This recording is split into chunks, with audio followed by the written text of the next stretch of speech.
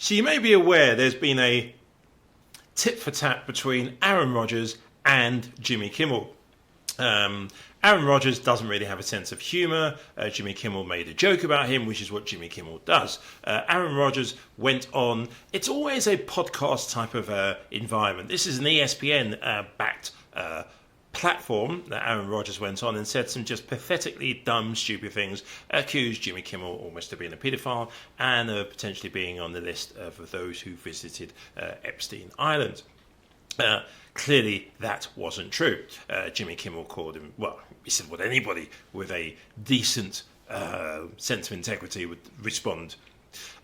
Jimmy Kimmel was actually on holiday, was away from his talk show at the time, but on Monday, he did address everything in a monologue, and I thought was very adult, was very reasonable, explained everything, and also invited Aaron Rodgers to apologise and move on, because accusing somebody of being a paedophile when there's clearly no evidence, and it's just something to try and appease the MAGA supporters, the blue tick people on Twitter, is just a bit disgusting. Especially, as Jimmy Kimmel has pointed out, there are people that Aaron Rodgers is a big fan of, let's use that, like the former losing president of the United States of America, who has been on a plane with a member of the Epstein family, who has been named in a deposition.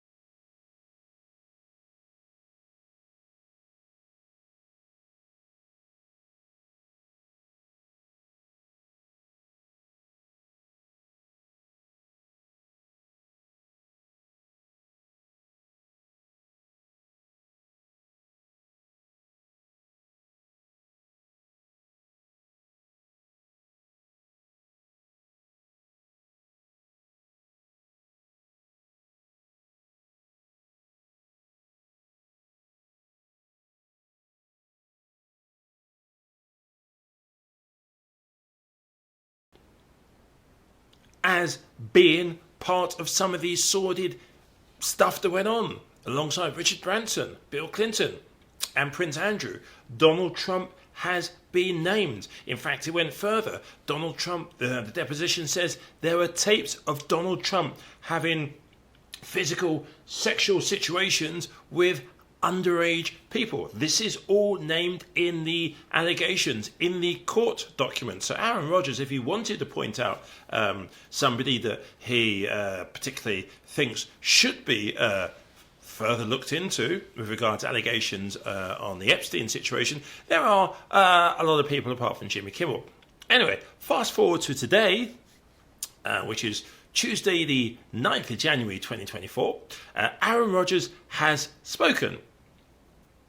Now, you would think he would take the opportunity to kind of, well, just move along. He did, but one thing he did do, and there is no other way of spinning this, he's called for an investigation into those who have been named. So, my interpretation of that is Aaron Rodgers is calling for an investigation into Donald J. Trump, Epstein Island, Epstein, and all of the paedophile allegations. That is, Aaron Rodgers calls for an investigation into Trump.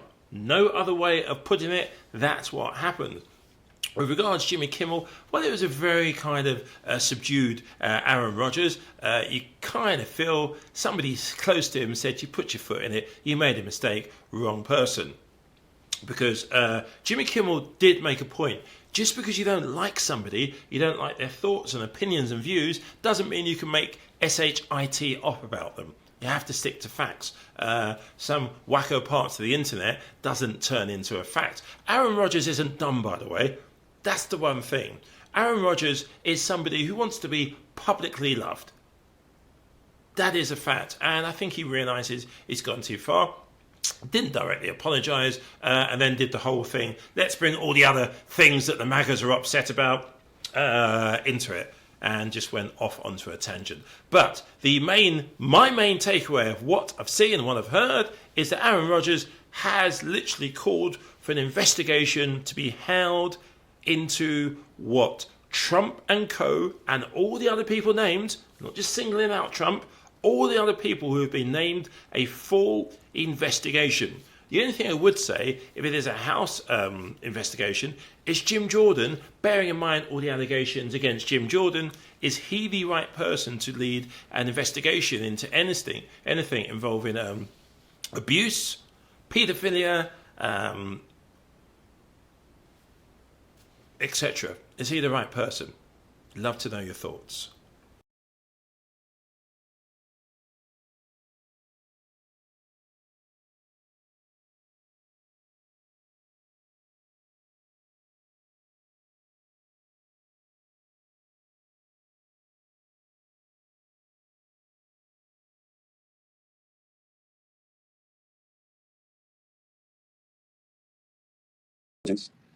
But I'm not stupid enough to accuse you of that with absolutely zero evidence, concrete evidence. That's ridiculous. So I'm glad, and I think we can agree on something, is that one, those crimes are heinous, and two, I'm glad you're on the list because those who are on the list, and this is what I think we can agree on, that at minimum there should be an inquiry into their involvement, especially if they went to the island, and at maximum there should be an investigation into it. So I hope that you'll give the same type of energy to these heinous crimes when they do come out, and the names do come out, and there is an inquiry into it, that you gave to other subjects that I actually mentioned that you spent a lot of time working on. So I'd like to put this to bed and move forward. I don't understand, to just finish this up, I do understand. But I don't understand Mike Voss' comment because he didn't help out either.